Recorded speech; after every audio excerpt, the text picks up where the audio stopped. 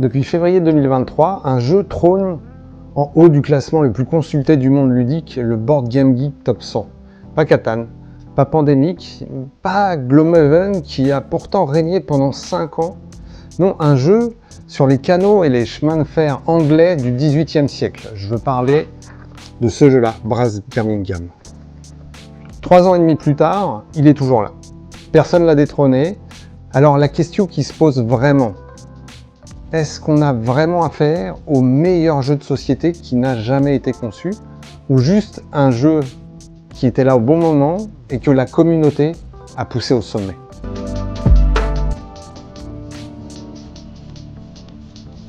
Alors, chose importante, avant de juger Brass, il faut comprendre ce que veut dire être numéro 1 sur BGG. Les évaluations existent sur le site depuis environ 2001. Et en presque 25 ans, seulement 8 jeux ont porté la couronne.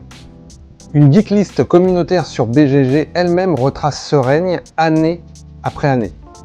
Voici la lignée complète. Premier constat qui saute aux yeux, rien qu'avec cette frise, 2 premiers rois, Path of Glory et Tigris et Euphrate, qui étaient des wargames très austères à l'époque, sans véritable attrait visuel. Ils nous disent surtout que la communauté de l'époque, en 2001 et 2002, c'était une niche de passionnés très pointue. Le monde du jeu de société aujourd'hui n'a plus grand chose à voir avec ce que c'était à l'époque. Puerto Rico, ensuite, tient la corde le plus longtemps de tous les rois confondus. Plus de 6 ans cumulés en comptant son retour en 2010. Un jeu aujourd'hui daté visuellement et dont le thème colonialiste fait parfois l'objet de débats légitimes sur BGG quand même. Le dernier grand règne avant Brass, c'était Gloomhaven. Un peu plus de 5 ans au sommet, de décembre 2017 à février 2023. Le deuxième règne le plus long de l'histoire du classement, juste derrière Puerto Rico pour vous dire. Un jeu à campagne, coopératif, avec plus de 100 scénarios. Et puis, en février 2023, quelque chose d'assez dingue se produit. Pas un nouveau jeu qui sort et explose, non. Un jeu de 2018, sorti 5 ans plus tôt, qui grignote petit à petit, en fait, l'écart qu'il avait avec Gloomhaven. Sur les forums BGG, des joueurs suivaient littéralement ce compteur jour par jour. Je vous avoue que moi, à l'époque, j'y allais aussi pour voir un petit peu comment ça se passait. Le 18 février 2023, l'écart passe carrément à 0. Brass Birmingham devient numéro 1 pendant quelques heures, mais, chose importante, Gloomhaven reprend la tête. Puis Brass, bizarrement, revient. Un vrai ping-pong sous les yeux de milliers de joueurs qui rafraîchissaient la page. Depuis, l'écart s'est stabilisé, Brass est resté au sommet. 3 ans et demi maintenant, on passe de talonner le règne de Gloomhaven, et c'est là que le vrai débat commence. Fait assez amusant, même le créateur de Gloomhaven, Isaac Childres, a très bien pris la chose. Il a félicité même publiquement l'équipe de Roxley en disant, et je paraphrase, que Brass était un jeu magnifiquement conçu qui offrait une richesse de choix intéressants et d'interactions entre joueurs, et que si un jeu devait le détrôner, il ne pouvait rêver de titres plus universellement appréciés par la communauté BGG. C'est pas rien. Ce créateur d'un monument quand même, voit son jeu détrôné et applaudit le nouveau roi. Ça, en soi, c'est un signal assez fort de la réputation du jeu et de ce qu'est la communauté de toute façon ludique de manière générale. Côté presse spécialisée, le ton est globalement très élogieux. Punchboard, 3 ans après le sacre, écrit encore que Brass Birmingham reste l'un des meilleurs jeux, jamais créés. Et que oui, il mérite vraiment la hype qui l'entoure. Games Radar parle plus d'un jeu brain burner, qui va faire vraiment saturer vos méninges, qui est unique et qui équilibre économie et interaction à condition d'accepter sa courbe d'apprentissage qui est réellement abrupte.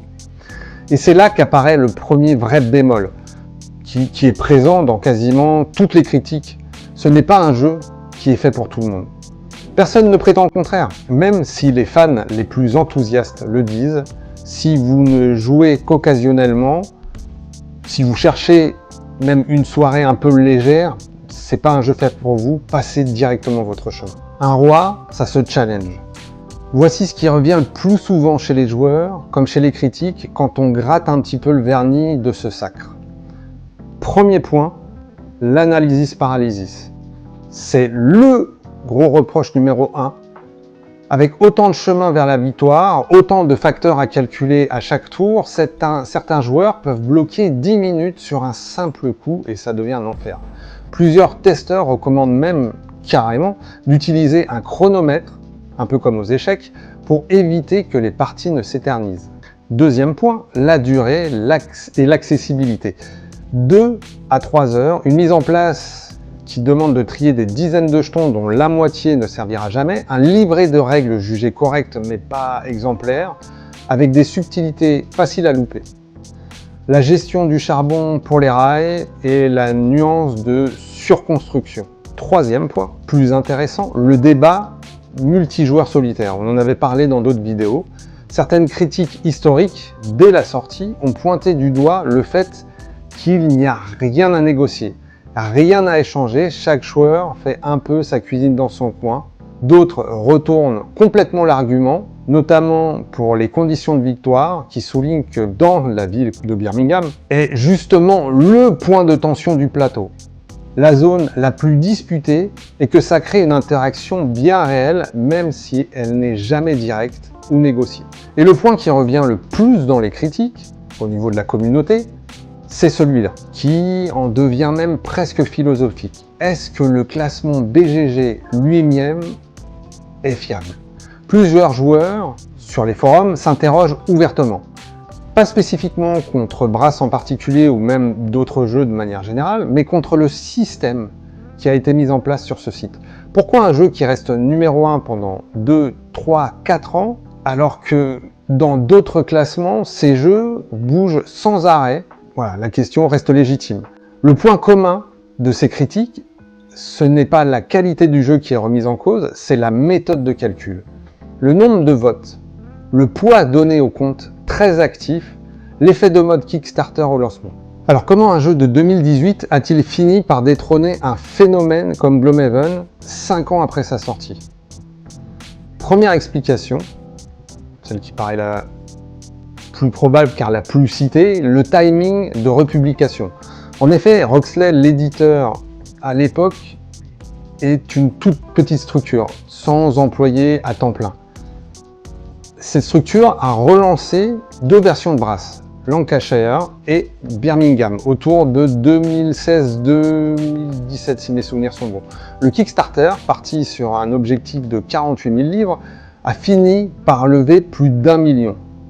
Cette vague a amené énormément de nouveaux joueurs à découvrir ou redécouvrir le jeu des années après sa sortie initiale. Deuxième explication, Brass Birmingham profite d'un capital sympathie assez unique. C'est un remake, pas une suite, pas un nouveau design, mais une refonte du jeu de Martin Wallace de 2007, déjà culte dans le cercle des Eurogames. Il arrive avec une réputation de classique caché, si on peut appeler ça comme ça, plus une production visuelle largement saluée par sa qualité. Le matos est vraiment magnifique. Troisième explication, plus mécanique celle-là, au moment où Brass grimpait, Gloomhaven n'avait objectivement rien changé. Certains commentateurs sur les forums BGG notent qu'aucun problème particulier n'était apparu du côté de Gloomhaven. C'est bien la progression du jeu Brass, portée par les évaluations en nombre croissant et globalement très haute, qui a fait basculer la balance. Et puis, il y a un facteur presque sociologique, on va dire. Brass Birmingham coche toutes les cases du jeu consensus BGG.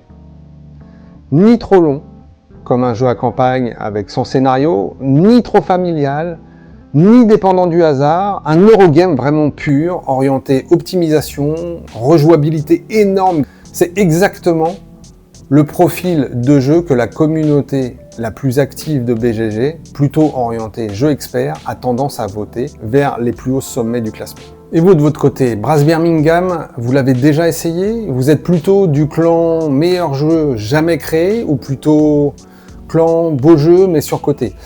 Dites-le moi en commentaire, sérieusement, ce sujet, je sais qu'il divise, j'ai hâte de lire une fois de plus tous vos retours. Si ce genre d'enquête sur les classements et les débats de la communauté vous plaît, je peux prévoir d'autres formats dans cet esprit. Dites-moi en commentaire si vous voulez que je fasse le même exercice sur un autre jeu roi du classement ou sur un jeu totalement sous-coté selon vous. Merci une nouvelle fois de m'avoir suivi. Je vous dis à bientôt pour une nouvelle vidéo. Ciao, ciao.